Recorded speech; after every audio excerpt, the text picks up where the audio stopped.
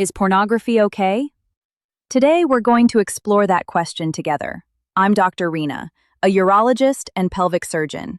If you're new here, I share weekly content about sexual health, bladder health, urologic care, and much more. If you find this helpful, please consider subscribing and sharing this channel with others. Before we begin, I want to be completely clear. I strongly believe no one should feel ashamed of their sexual behavior, as long as it's not harming themselves or anyone else. The reality is, pornography is everywhere. Many people will come across it, and some may even struggle with it. So today, let's take a closer look at what scientific research says about pornography. First, who actually uses it? Studies suggest that as many as 70 to 80% of men have used pornography or continue to use it regularly. For women, that number can be up to 32%.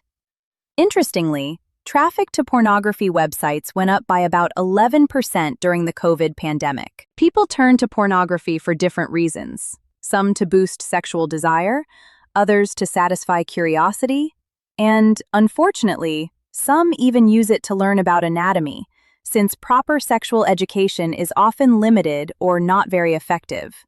So, is pornography simply good or bad? The answer isn't that simple. There's no single answer that applies to everyone. I encourage you to watch this entire video so you can understand both the benefits and the downsides before forming your own opinion. On the positive side, research shows that people who use pornography often have more open and positive attitudes toward sex. They may feel more comfortable exploring with their partners, and, in some cases, report greater satisfaction in their sexual relationships.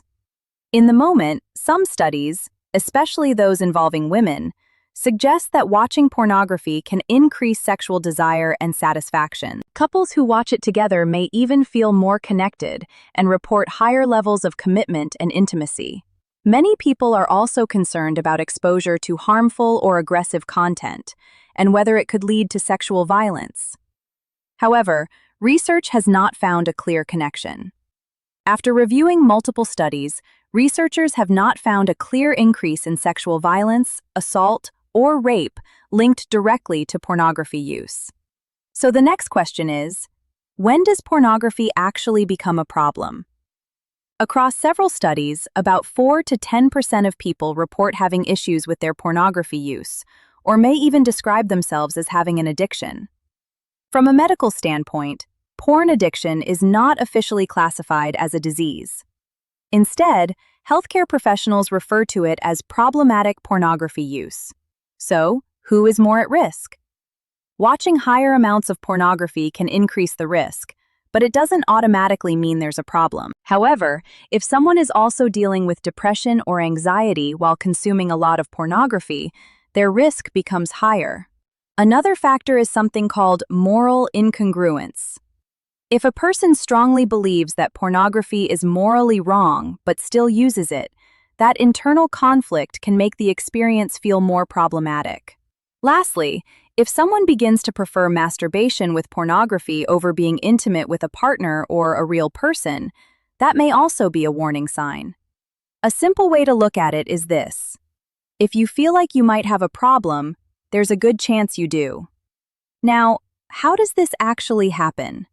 Let's talk about what's going on in the brain. Our brains are regularly exposed to a chemical called dopamine, which creates feelings of pleasure.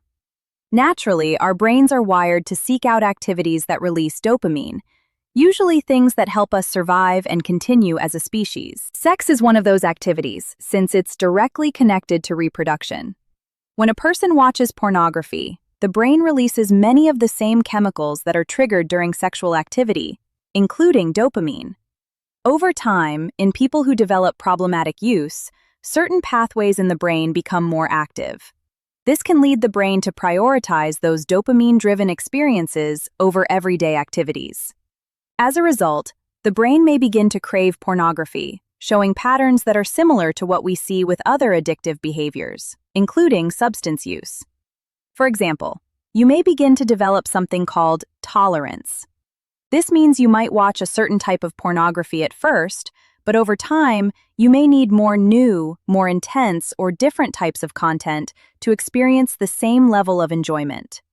You may also notice impulsivity and compulsivity. In simple terms, that means you feel strong, sudden urges to watch pornography, and you act on them repeatedly, even when you know there could be negative consequences.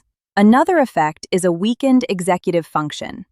This is the part of your brain that helps you make good decisions and carry out everyday responsibilities, like going to work, taking a shower, or picking up your kids from school.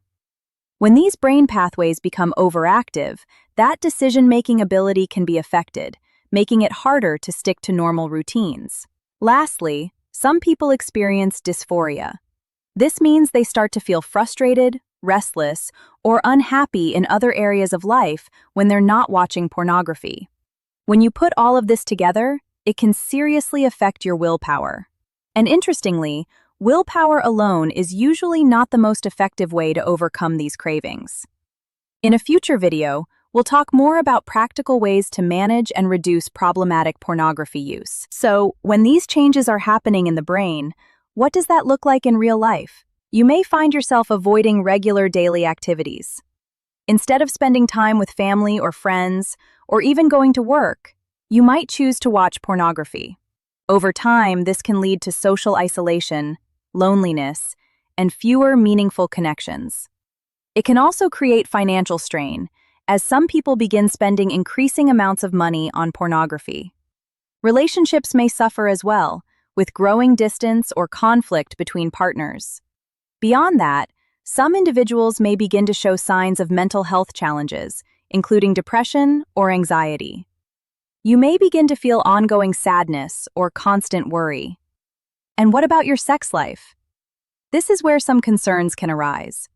People are being exposed to pornography at younger and younger ages. In fact, some boys are encountering it as early as 10 years old. The challenge is that younger viewers don't yet have fully developed brains, and they may struggle to tell the difference between what's real and what's not. It's important to understand that pornography is not real life. It's a produced form of entertainment, carefully edited, with lighting, effects, and enhancements that can make sex appear very different from reality. In many cases, it can also portray aggressive or unrealistic behavior, and may not reflect how partners truly connect or care for each other. The performers you see are not typical individuals. They are often selected or presented in ways that make them appear above average, and what you see, whether it's instant arousal or exaggerated responses, is not how real-life experiences usually happen. One of the biggest concerns with this unrealistic portrayal is its effect on self-esteem. People may start to question themselves, wondering if they measure up or if they're satisfying their partner in the right way based on what they've seen.